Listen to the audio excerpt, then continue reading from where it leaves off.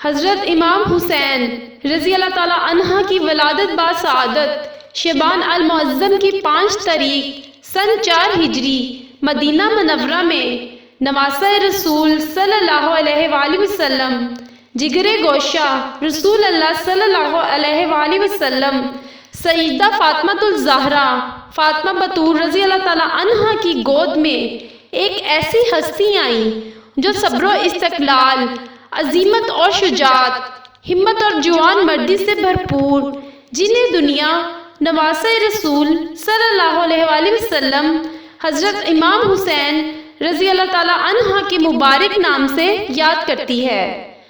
آپ رضی اللہ تعالیٰ عنہ کی ولادت باسعادت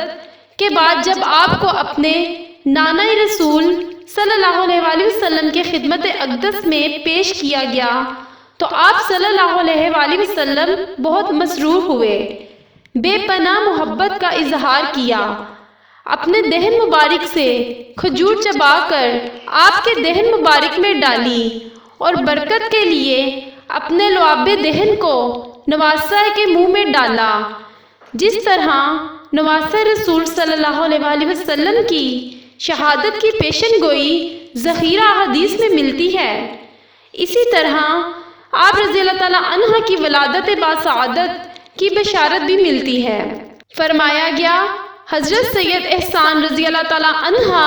ابھی شکم مادر میں ہیں کہ حضرت عباس بن عبد المطلب رضی اللہ تعالیٰ عنہ کی اہلیہ ام فضل لبابہ بنت حارث رضی اللہ تعالیٰ عنہ نے ایک خواب دیکھا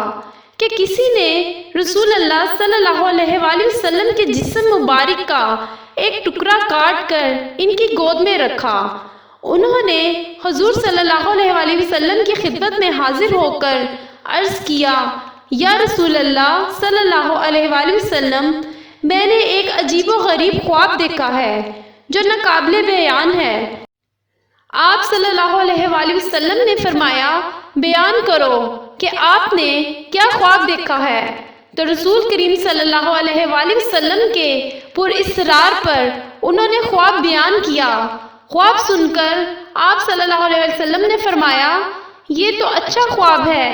کہ ہماری پیاری بیٹی فاطمہ زہرا رضی اللہ تعالیٰ عنہ کے ہاں لڑکا پیدا ہوگا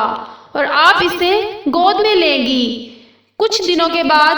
اس خواب کی تعبیر حضرت سیدنا حسین رضی اللہ تعالیٰ عنہ کی ولادت میں ہوئی۔ رسول نبی کریم صلی اللہ علیہ وآلہ وسلم کے پیارے نانا جان تشریف لائے اور امام علی رضی اللہ تعالیٰ عنہ سے فرمانے لگے، بچے کو دکھاؤ کہ کیا نام رکھا ہے۔ آپ صلی اللہ علیہ وآلہ وسلم نے ان کے کانوں میں اذان دی۔ حضرت علی و فاطمہ رضی اللہ تعالیٰ عنہ کو عقیقہ کرنے اور بیٹے کے بالوں کے وزن کے برابر چاندی خیرات کرنے کا حکم دیا۔ 7ویں دن آپ رضی اللہ تعالیٰ عنہ کا عقیقہ کیا گیا۔ والدین نے آپ کا نام حرب رکھا، لیکن آپ صلی اللہ علیہ وآلہ وسلم نے آپ کے نام کو تبدیل کر کر حسین رکھا۔ اس طرح